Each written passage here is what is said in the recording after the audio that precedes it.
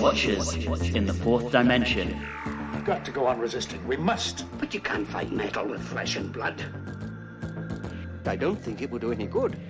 Not in 2150 AD. The Daleks are the masters of Earth. Hello and welcome back to Watchers in the Fourth Dimension. I'm Anthony. I'm Don. I'm Julie. And I'm Reilly. And this episode we will be discussing the second Dalek film, Daleks Invasion Earth, 2150 AD. Preparations to make this film started before the first film had even wrapped, when co-producer Milton Subotsky asked both Peter Cushing and Roberta Tovey, aka Susan Who, to reprise their roles for a second outing. As with the first film, Subotsky wrote the script, adapting Terry Nation's original with some additional work being done by former TV story editor David Whittaker. Very brief consideration was initially given to adapting The Keys of Marinus before it was decided that Daleks were a far more marketable proposition. Subotsky and Whittaker condensed the script down from 6 25-minute episodes, 150 minutes in length, to an 84-minute runtime.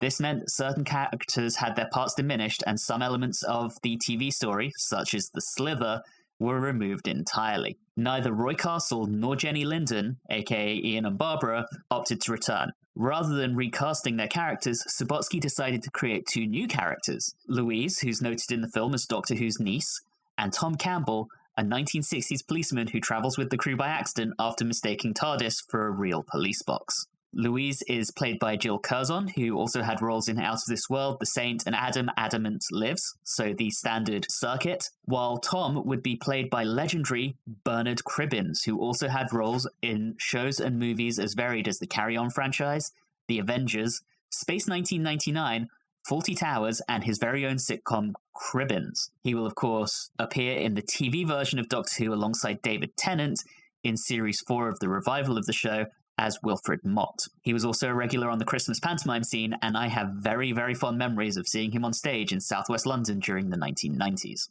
The film was the biggest production that the Amicus, the Aru team, had ever been involved in, and Subotsky and Rosenberg had never had such a big budget to play with, which had been increased in part by sponsorship agreements. Quaker Oats put forward funding in exchange for what was effectively product placement, so we see things like Sugar Puff billboards throughout the film.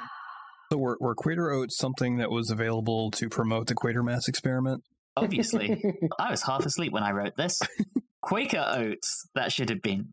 And other economies were found by sharing Dalek props with a West End stage production called The Curse of the Daleks, and they also used slightly less experienced Dalek operators. Gordon Fleming was brought back as director, but the film was beset by many production problems, including production being significantly delayed when Peter Cushing fell ill. There were also many accidents on set, including stuntmen getting injured during shots, and some of those incidents actually made it into the final film. Subotsky said that the film itself was really made on the cutting room floor rather than during production itself. The only member of the production team that really changed was the composer. So for this film, they brought in Glaswegian Bill McGuffey, and I have a feeling that the team is going to have a few things to say about him. Outside of this, he did the majority of his work for TV, working on shows such as Dixon of Dock Green, Harry Worth, and Monty Python's Flying Circus. Let's talk about the film. As already mentioned, there were some changes to the cast and the characters. What did we think of Louise and Tom? They were okay, but the opening titles were spectacular. Let's talk about that first, in that case. Yes.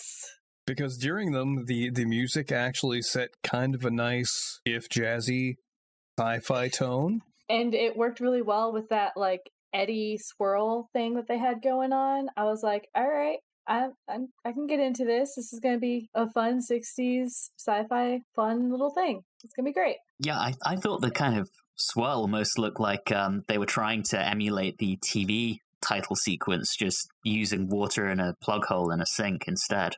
That could be. Could be. That could very well be. They were doing it on the cheap. And then you get into the actual movie and the music deteriorates into chaos.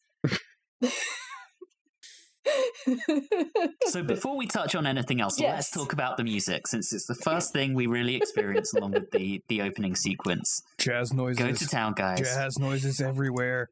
It's pretty clear that the composer wanted the music to be its own character, but I don't think that the music should be a character that literally crashes onto the stage, rips things up, pushes other characters out of the way, and then runs at the camera and like puts its face in it. It was a character that showed up to the wrong film and just charged on anyway. Yep. Yeah. I imagined him thinking like, this is gonna be my big break. Everyone's gonna really know my name. I'm really gonna put it out there for this one. That's felt like a bit of trying way too hard.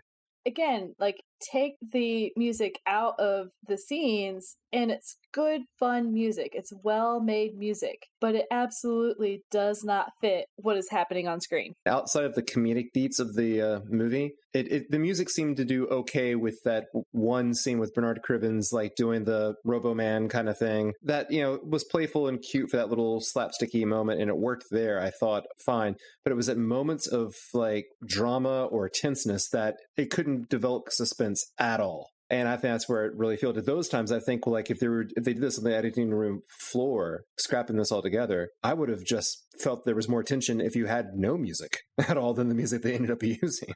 Were the random jazz interludes more or less unnecessary than in The Chase? I honestly thought there were less jazz interludes, but there was also random percussion-heavy sequences that were ill-timed and some other items, so I'm not sure. Okay, fair enough. I prefer the Chase music and how it was used over this. Once you've hit a certain level of inappropriateness, I mean, Yep. The Chase itself was so eclectic and how it bounced around. It kind of was fine for something to maybe not match all the time, but the story here, the narrative here, is pretty consistent all the way through other than one comedic scene, but that still isn't too out of place. So, Louise, was she an upgrade on the Barbara of the first movie? she had more lines. I think she might have done a couple things. Yeah. Ish? She's an upgrade, but like upgrade to like a 0.1 version, not a full version. Just, a little bit more. And how does she compare to the OG Barbara? Oh no. Oh, that's a silly question, and you know it. They didn't give her the opportunity to run over Daleks. So obviously, I mean, this is 1966. Women can't drive cars, and especially not trucks. I would have accepted it if they'd let Susie drive over the Daleks. That would have been awesome. That would have been phenomenal. Yeah. I could have forgiven it if it had been Susan, but no, they gave it to a man. So, no, sorry. Which, to be fair, is not necessarily her fault, but I will fault, I guess, the writers for giving it to the man instead, because they were the ones who changed the scripts. I'm curious, Julie, you hit on a point here. I think the role of women in this film has been somewhat diminished from its original TV counterpart. There's no Barbara being badass with her destruction derby. Susie is, I actually think, a bit more competent than Susan, but beyond that, there are very, very few women in the script doing much. Yeah, because they took out the one, I forget her name from the show. The almost female companion? Yes. Yeah, she was gone entirely. She was completely gone. I mean, to a certain degree, I'm glad that Susie is a younger girl, as opposed to the other age, because then if they had done the whole, we'll leave you with the guy and, see you on your way, it would have added to the treatment of women, I guess we should say. So glad that, just for the fact that she's a little girl, made that not happen. And then even the two crazy ladies who turned them over to the Daleks, like, I don't think they were as good as they were in the show. They were still hags, but they just weren't trying. Yeah.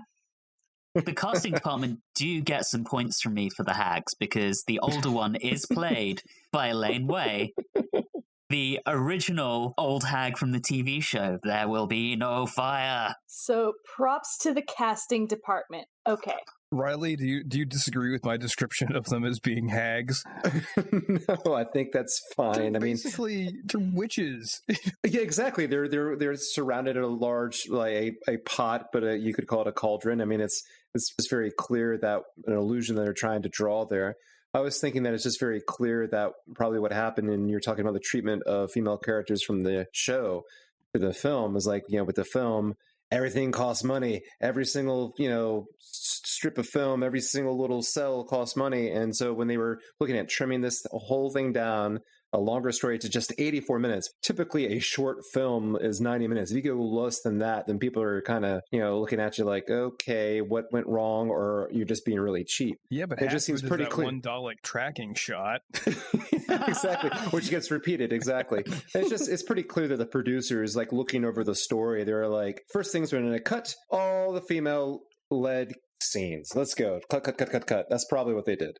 Speaking of budget, I think they did a really good job with their sets, because the set we see at the beginning where, I forgot his name, but Bernard he attempts to stop the crime. That's the same set that we see later on, the blown out streets, and it gets redressed several times throughout the film. I mean, they didn't have much of a budget, but what they had, they made work. They did very well with that. I think that, the set, the shooting locations, the scouting of the locations, I think they did well with that. And that was okay.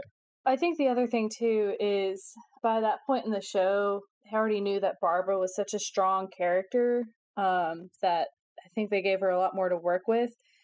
And given that I don't know a lot of these actors or actresses outside of Peter Cushing, and obviously I know Bernard Cribbins because, later Doctor Who.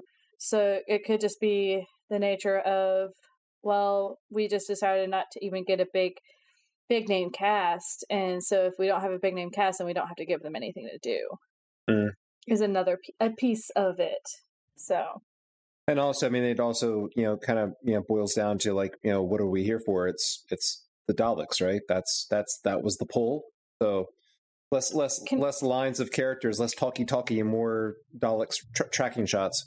And I don't know that it fits in this particular conversation, but I just want to make sure that it gets noted that they continue to try to fix Susan's sprained ankle with water and a washcloth. Cold compress.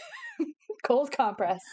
And not even a cold compress, just basically a compress. So, sorry, I just wanted to make sure that was well known to everybody. Julie, you mentioned Bernard Cribbins, so let's talk about Tom. I really enjoyed Tom. I thought he was a vast improvement over Ian in the last one, but that was primarily because they made Ian such a comedic character. Comedy Ian, not real Comedy Ian.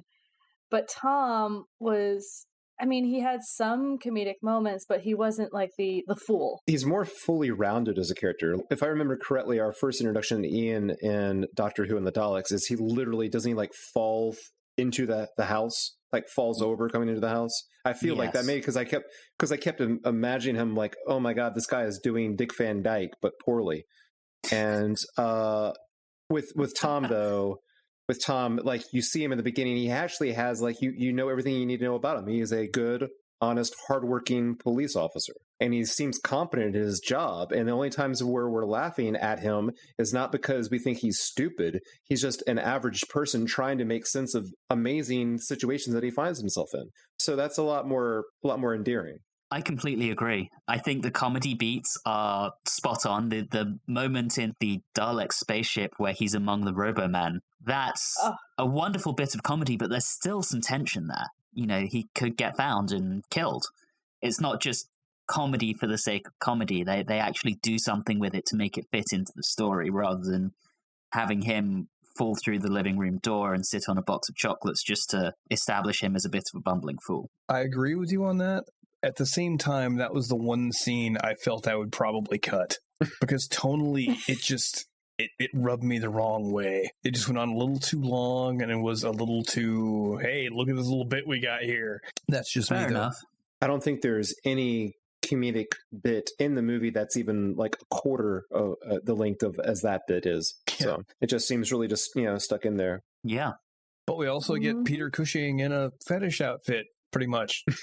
That's where I was going to go next, was onto the costumes. I can tell. Yeah. Can you imagine William Hartnell in that costume?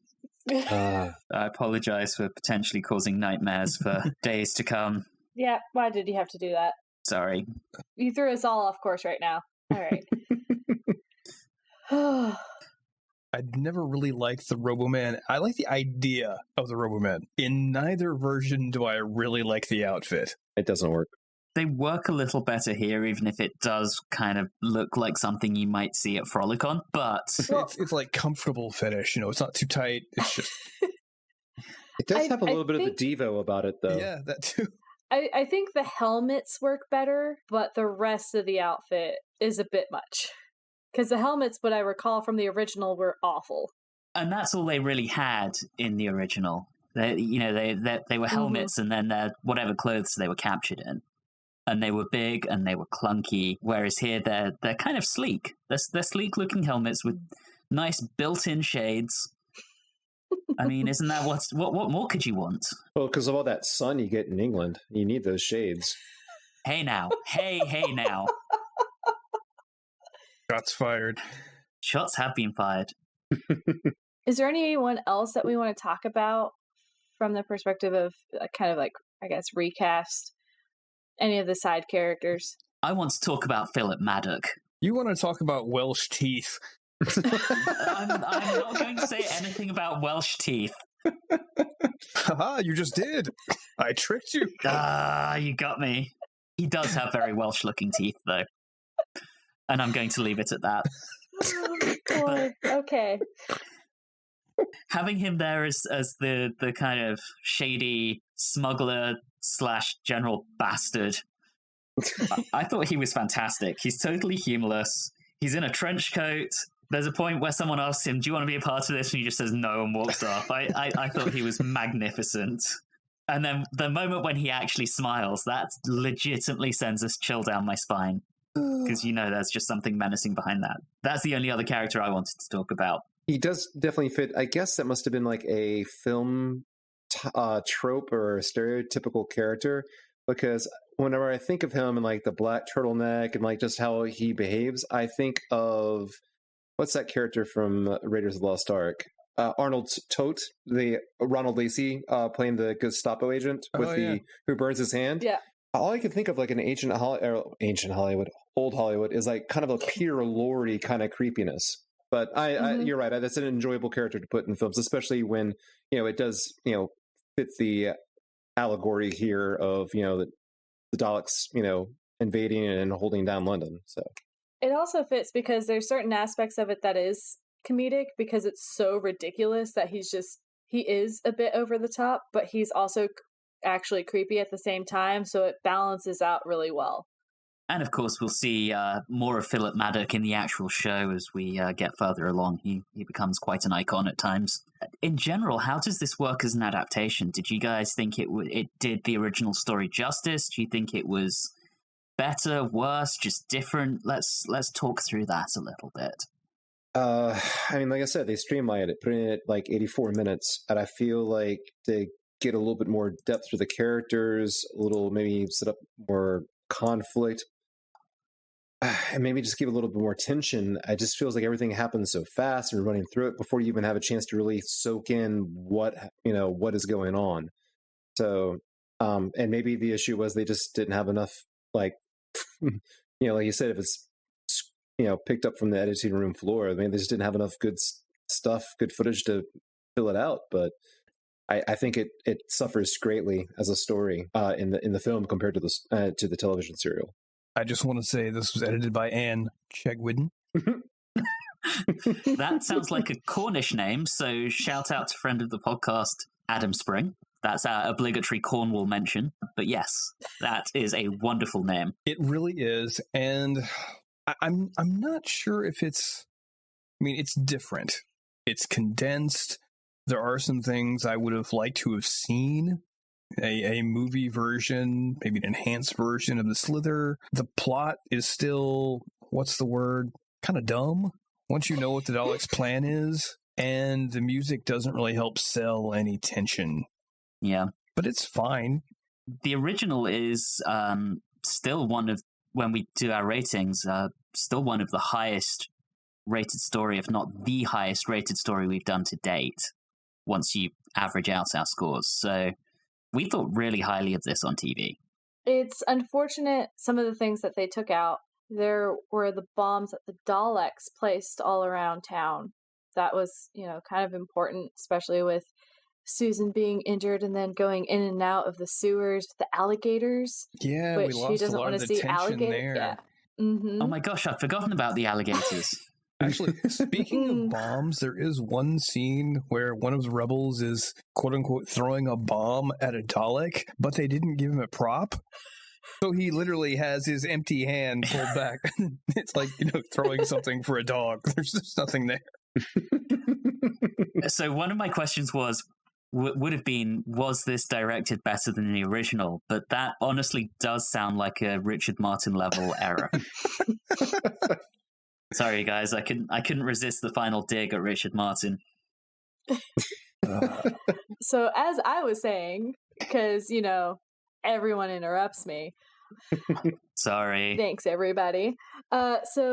And while I agree with you, Don, that in the end, what the Daleks are trying to do is really dumb, I think, though, you can't exactly change that, because that's really the core piece of what the story is all about. Are you making a pun on core piece? Because if you're not, you should be. And you should own it. I'm sorry, I'm not that good on the fly. All right. So, be disappointed. But yeah, I just think that it was rushed. I do like some of the streamlining because, when there's multiple episodes and things of that nature, there's usually some padding, but they took out too much and everything just rushed too fast. I agree. I do agree with that. The original is a slow burn, designed to be watched over 6 weeks, and it works really well watching it as an episode at a time, whereas this one, as you guys have said, it's 84 minutes, it's fast-paced, and it loses something in that. I think one of the things that to me it really lost was during the beginning of the TV serial, you have that please don't throw bodies in the river. And the closest we get in this one is a Sugar Puffs ad at the same location. It couldn't even say, please don't throw Sugar Puffs in the river, which I think would have been at least a funny nod. But no, in the midst of this post-apocalyptic looking hellscape, we get an ad for a kid's cereal. Don't put the corpses in the river, Tim's. Also, actually, yeah, Anthony, after you went with that intro, I was like, oh, it makes so much more sense now why there was so much product placement. Yeah, they paid for it. I know, when they went into that one, the factory with all the toys, well, that was a legit toy factory, and you could see their logo on the boxes. So one thing I wanted to touch on here was the direction. I mean, I think anyone who's listened to us before knows how critical I was and have been of the original director, Richard Martin, from the TV show. Do they do a better job here, in the opinion of the group? No. Not really. No. They did a good job of blowing up Daleks in various ways, but... There are moments that I think work better from a direction point of view than their TV counterpart, and I'm particularly thinking the attack on the spaceship. But for the most part, I think Richard Martin's actual strengths, and I do believe he has some strengths, were on the location shooting. He was a very good location director, and not so good as a studio director. Much of the original was shot on location where he actually shines. The parts that I think are directed better are those ones that were originally recorded in the studio for the TV story, such as the attack on the spaceship. I remember commenting in the original with all the shoots in London. I mean, also commenting on the fact that how in the world are Daleks getting around when they can't go upstairs? But those were great shots, especially because, again, you got to see the level of impact that they had because they're traveling through London and going through all the streets of London. Whereas here, everything was condensed to pretty much mostly set shootings, including the awesome matte paintings that we had by the mines. That's true. I actually kind of liked some of those. They worked really well when people weren't in front of them moving. Yeah. I did notice in the London one, they did have the post office tower painted up there, so ties nicely in with the war machines. That's true. So speaking of the Dalek ship, did they hire a new interior designer between the last movie and this one? I guess they did. I mean, times change. I don't know, they were just lacking that funky Dalek sense of design from the first one. Oh, you mean no dicks and no lava lamps? I do mean no dicks, no lava lamps. That's actually an interesting point. And to be serious for a second here, so the last story in the last film was set on a distant planet and yet had a lot of 60s feel to it. I wouldn't necessarily say dicks in general, but there was, that weird hallway scene where there's just a lot of, interesting things to see there. Please refer to our previous podcast.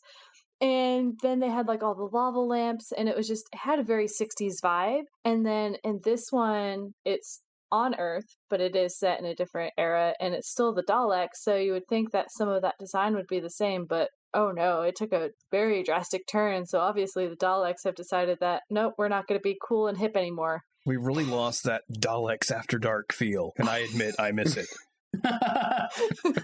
Speaking of Dalek design, they do get away from their fun color scheme they had in the original movie as well. Yeah, the variation isn't there as much. I mean, there is a little bit. I agree. I prefer the Dalek style, the Dalek look, so much more in Doctor Who and the Daleks film than Daleks Invasion Earth 2150 AD, not to be confused with BC. Though Daleks Invasion Earth 2150 BC would be quite interesting. We could get Eileen way back again to play the old woman. There will be no fire. Yeah, I think with the first movie, just those bright colors, they really pop and it feels very 60s. And I think this movie comes across as a bit more drab in its color scheme. It's just not quite as fun. Which is strange because the opening credits sets you up to think like, oh, here we go again. All right, let's go. Let me get my go-go boots on. We're ready to go. But then it's just like, okay, no. It also doesn't help that we recently watched The War Machines, which had very much more of a hip feel to it. It really did. That's true. I felt wonderfully 60s.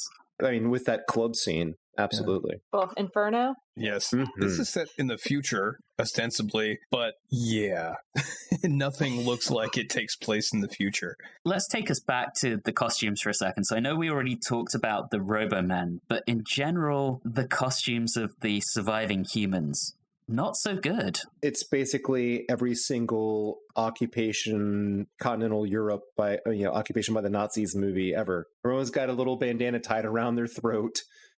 It's just you could cut in bits of Top Secret. You've ever seen that movie?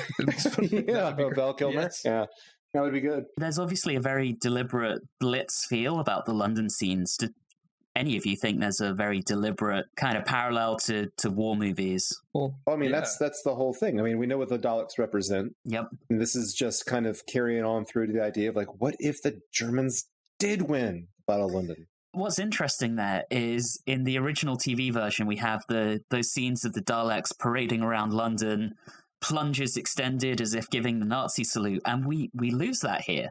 That very obvious Nazi imagery. Yeah. It's disappointing. It is, because I mean, that's all a part of what makes the Daleks the Daleks. This whole discussion is making me like this less and less. This is Sorry. I feel like there was just a lost opportunity there. I would agree. I think there was an opportunity for something that was a bit more grounded, a bit more emotional impact, and this has a lot of weird tonal shifts. It's not quite a war movie. It's not really a comedy, but there are some weird comedy bits to it. You lose a lot of the darkness that was in the television show, like you said, with the Daleks moving around London, with no bodies in the river, and even the reveal of the Dalek this time is really not done as well. It just kind of happens, like, oh, there it is. And it's very fast. Yeah. They want to use a lot of color. They want to make it all big splash, all cool, big movie. Here we go. And yet the story that they're using is, like you're saying, it's a downer of a story. It isn't like, hey, we're on the TARDIS crew. We just happen to show up on this planet, and there's these creatures called Daleks and da-da-da-da and sex pants. All a good time. And now it's like we're on Earth, and it's just like, well, this is like taken to heart. I mean, this movie, 1966? Yes. So like we're trying to take something that's weird and zany and colorful and fun, yet the story is basically telling everyone, hey, remember what happened here 23 years ago? It doesn't really work. That's a point I'm going to come back to in a bit. Before we quite get there, I do want to ask, do you think this actually benefited from the significantly larger budget than its TV counterpart, or do you think that budget was kind of wasted? There were a few things that I think were a little bit better. I really actually did like the design of the Dalek spaceship outside of the not being as cool and funky, but like the outside of it did benefit some because I remember that in the show it was not so good. So I think there's very, very specific things that benefited, but there are some things that were wasted. So I think it was a bit of both. Yeah. Don, any thoughts on that? I agree with what everyone said. Movies are expensive to make, so even if you have a higher budget, you're not always necessarily going to get more out of it. I think they did a good job with what they had. Like I said, I like the way they used the sets. I just think there was more of an opportunity to tell this kind of story, which is about overcoming those invaders and surviving, and just the tone of it just doesn't quite match up with that story, even ignoring the fact that they're just trying to hollow out the planet to drive it away. Speaking of which, one of the characters does describe the Dalek plan as being insane within the movie, which I thought was wonderful. Reilly, you started heading in this direction, and I wanted to really talk about why did this fail. I mean, there are some theories on some of the things going on in society at the time, and then there's the possibility that it just wasn't very good. So this came out around a week after England had won the World Cup. So huge time of national pride. And you're giving them a movie which sees a bombed out London with the British being oppressed by your Nazi replacement. And who did England beat in the World Cup final that year? Germany. That would have been Germany, yes. Dalek Mania had started to wane. So where the previous year when the first movie happened, the Daleks were still very much a cultural tour de force. Here, it wasn't the case. And Doctor Who was becoming less popular on TV. The ratings had been declining steadily through the third season. It was being aired against Batman, the Adam West Batman on ITV. That's hard to beat. That's hard to beat. This was the same summer that the Batman movie came out. So with the shark repellent spray. Yes, the shark repellent. It was campy and in color. And it suited a campy story and a campy way of telling a story. So what do you guys think? Was this a cultural thing with other elements detracting from it? Or was it just that this was badly made, the tone was all wrong, and it just wasn't very good? How would you weigh those against each other? I think those are contributing factors. I mean, the thing to remember is essentially it's a kids movie. So I can talk all I want about how, there's potential for a darker story here, which there is, but really they were aiming this at kids that were really caught up in Dalek Mania. So that was probably never going to happen. But did it feel like a kid's movie? No. But it's not significantly worse than the first one. Yeah. They want to make a movie for kids about Daleks and using original Doctor Who stories. They should use The Chase. It's more suited to children. It's a harder to shoot, and it's hard to fit all that in because there's so much going on. But you could edit it down. So. Well, that's what kids would like. Which is why I'm sad that's bombed, because I think that would have been the next Dalek story, and that would have been great. Yeah, I agree. I do agree with that. As a group, are we thinking not good, or are we thinking culture, or are we thinking both? It's both. Yeah. Both. It's absolutely both. All right, which does bring me on to my next question. Would you rather have had The Keys of Marinus as an adaptation, or this? This. Really? I would say Keys of Marinus if they leave out the really creepy guy who is probably going to rape somebody. Yes, leave out the rape enthusiast. Yeah. Take him out, and then, okay, Keys of Marinus, I could understand. But if they leave him in, absolutely not. Fair enough. They've had the same budget. Yeah, obviously. Then stick with this, because I don't think they could have pulled off that bigger world of Keys of Marinus. Fair. Oh, the alien. Yeah. Yeah. And then the other option, of course, that had aired by this time would have been the Daleks Master Plan. Ooh. God. Imagine we thought this had too much taken out of it. Imagine that cut down to 84 minutes. Take a chainsaw to it. It'll be fun. Maybe not. With that, let's vote on this. As usual, everyone can choose their measurement of choice. It's out of 10. We will start this time around. I actually get the first vote. I enjoyed this. I enjoy watching it. It reminds me a lot of my childhood. When I was growing up, this was a movie that actually got repeated on British TV maybe once or twice a year, both of the Dalek movies in the early to mid-90s. So I remember Sunday afternoons in the winter, sitting by the fire with a Dalek movie on TV.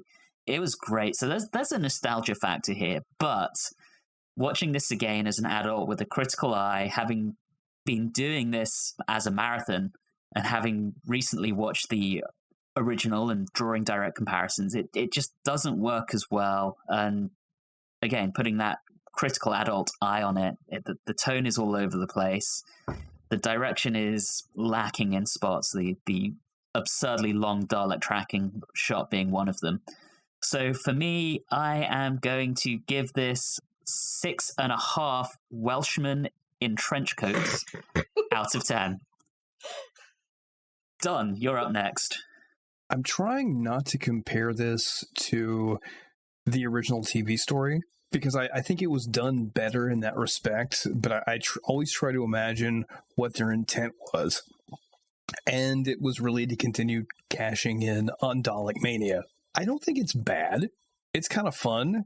There's a lot of inappropriate music cues. I didn't like some of the designs as much, but I liked what they did with the budget that they had. It's not bad. It's not the best thing you'll ever watch, but it was fun to sit down with three friends and make fun of it. And that's sometimes all you really want. So I'm going to give it 7 Peter Cushings in fetish outfits out of 10. Hey, Julie. So I tend to agree with a lot that's been said. I think there were some issues. Obviously, I will focus a little bit on use of the female characters. A lot of the stuff that was really great that Barbara had, they just gave to a man. So I will ding some on that. And again, the really misplaced music and all of that. But at the same time, it was fun. It wasn't too long. And I tend to disagree with things that are too long as opposed to too short. And there's still some good qualities, and Tom was excellent. So I will give it 6.5 cold compresses out of 10. Do you want to go with cold compresses or room temperature cold compresses? Okay, room temperature. Yes. Miracle cure. Take care of everything. Broken bones, coronavirus, whatever you got. Particularly if it's dirty Thames water. Yeah, that's the secret. Yeah, Reilly. I feel like we've pointed out a lot of the problems with the film, but I was just thinking about what you were saying, Anthony, about like if you look at it from a nostalgic factor, if you like Doctor Who, if it's always good to have more content, and it isn't something that. It's not something you're gonna sit there and you're like, oh my god, I'm so bored. There's always something to keep you going, be it good or bad. It will definitely keep your attention. So yeah, it has, and to talk about other good things, it's like, hey, it's always fun to have a Doctor Who story in color at this time period.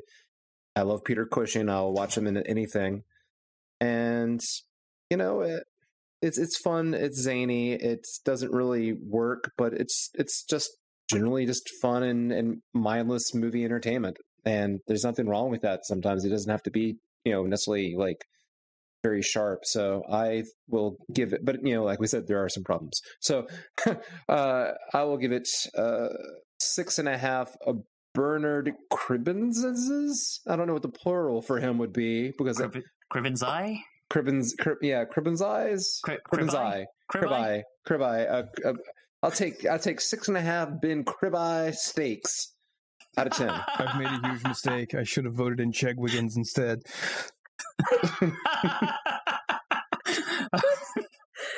I wish I could say you'd get another opportunity, Don, but I don't think you will. Such is life. What is the currency exchange on Cribeyes versus Chegwiggins? Right now, it's 2 Cribeyes to the Chegwin. Okay, all right. All right, so that gives us a story average of 6.63. We all voted this one slightly lower than the first movie, with the exception of Don. You voted it exactly the same. The story average on the first one was 7. We all gave it 7 across the board, and this was significantly lower than its TV counterpart, where we gave collectively an 8.5, and all voted significantly higher, A little disappointing, but that's life. Before we wrap up, any last thoughts? No. My one last thought is the fact that Bernard Cribbins sounded so much like Wilf that if I just closed my eyes, I could just picture him with his little reindeer ears. It was great. Aww. Yeah. Maybe he had a nervous breakdown after this and changed his name and actually became Wilf. So that brings us to the end of our discussion on Daleks Invasion Earth 2150 AD and to the end of Doctor Who on the big screen, or at least for now. One item we like to do here, if we have any, is the mail, and we did have an email from a gentleman by the name of Keith Burton. For those of you who follow us on Instagram, he is Doctor Who on Target on Instagram, and he actually, rather than communicating via that platform, dropped us a note to say how much he enjoys the podcast.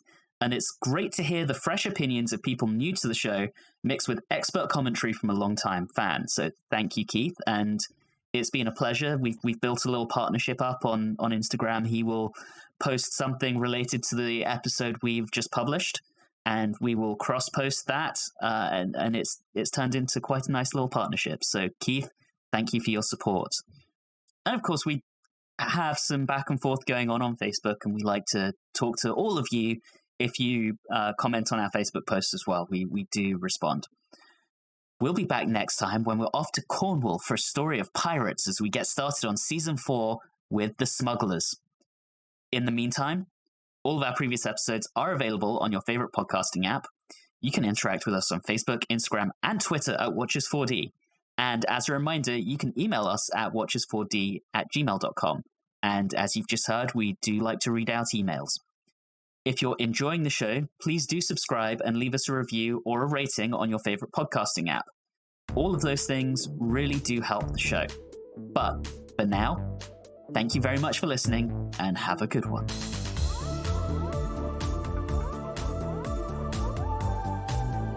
You have been listening to Watchers in the Fourth Dimension with Don Smith, Reilly Schreck, Julie Philippek, and myself, Anthony Williams. This episode, No Dicks, No Lava Lamps, was recorded on Thursday the 12th of March 2020. And always remember, when making a movie, try to align to the cultural zeitgeist, not against it.